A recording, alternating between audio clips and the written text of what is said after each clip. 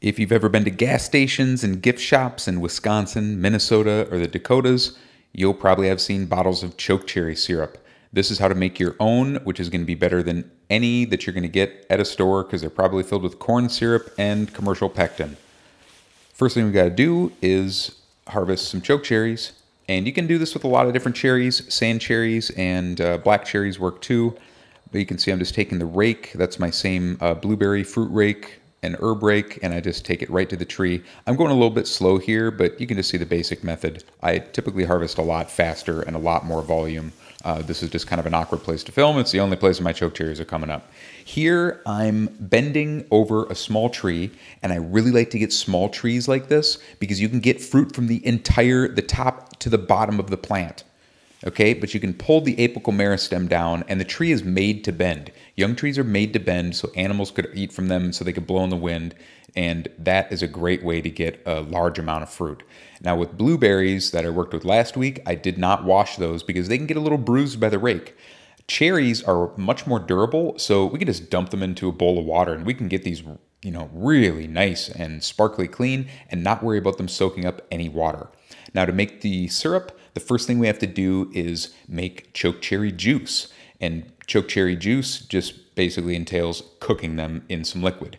I have water, but also vinegar made from last season's cherries. You could use white wine vinegar or red wine vinegar, but the vinegar is really helpful and is kind of my secret because it really helps to draw out strong solutes and flavors out of the berries. So does alcohol. So we're going to cook those a little bit till everything is hot and mash them around, and it doesn't have to be an exact science as you'll see here because we're going to go and we're going to smush it by hand. So usually I use a potato masher, but I'm moving right now and all my stuff's kind of packed up. So we did it with a spoon and a towel. And the towel is really nice because you can just sit there and torque on it, where with cheesecloth, if you torque on it too much and twist it, it might break. But once you get down there and it cools down a little bit, look at the juice that comes out of that. You can wear gloves if you want. It's strangely pleasing, so I didn't. But just look at that juice that comes out. It's so nice. Like, this is the best stuff. You don't want to miss this. Like, that is some good wild cherry juice. And I'm going through and breaking up all the unpopped cherries there. You can just sit there and take your time with it. Now we take all that juice. Just love that color. The color is one of the best things about this. Take the juice and weigh it. And then we're going to add a proportion of sugar, and we'll just put that right into the syrup. And I'm actually going to transfer this to a wider pot because this pot is a little bit too small and I kind of misjudged that. We'll put it in the larger pot. This is going to make it so it doesn't overflow, and what we're going to do is bring this to a rapid boil. Then when that happens, we're going to set a timer for 5 minutes. 5 minutes is kind of the sweet spot here. There's no set testing really like jam or jelly. You'll see that I spoon some of the liquid on a plate to see if it's getting legs or if it can coat the back of a spoon, but it's not an exact science, and you can leave it loose if you want.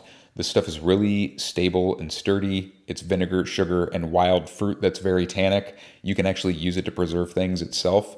There, the juice is still a little bit loose, so I'm gonna let it go a little bit longer, and the 5 minutes is not up yet. I'm just showing you an example of how it kind of thickens over time a little bit, because it shouldn't look too thick. It should look like warm honey is how books describe warm syrups, and it's, I don't know, it can be kind of open to interpretation. But 5 minutes is basically the sweet spot. If you want to just set a timer for 5 minutes, you'll be just fine, and you can just pour it into your jars and go. So that looks about good. Okay, storing it. You can can this in a water bath, and most people are going to do that. The old school method that I never showed you that the FDA doesn't approve of, but is actually how a lot of maple syrup and things like this get sold. They just pour the syrup piping hot into the jars and put the lids on, and then you turn the jars upside down, and you can fill the jars up to the brim so there's no air. This is really safe to do. Obviously, do your own research and do things however you feel comfortable, but that is what I typically do. So I'll just turn those upside down And remember, it's vinegar, sugar, and fruit juice. Like this is a very, very safe thing. And if a seal was broken, the only thing that would happen is you'd get vinegar. Because I've had it happen. Yeah, look at that color. Isn't that beautiful? So you can do all kinds of stuff with this. Obviously, it's great on pancakes. Really, really good on pancakes. But there's all kinds of different things you can do. I use this savory. I also use this sweet. There, I couldn't resist putting a couple butternuts on it. So savory, here's with some pork ribs. I added cayenne to make it a little spicy. That was really good. Any dessert that needs a pop of color, I will drizzle some of this stuff on. Or you can put it in drinks. This is one made with Angel's Envy bourbon from last year. Some of you might remember that. And then I also use it to preserve things because it's so stable. I will pickle cherries in it and just let them sit in the fridge, and they're incredible. I hope you have a great chokecherry season. If you try this syrup, let me know. Thanks for watching.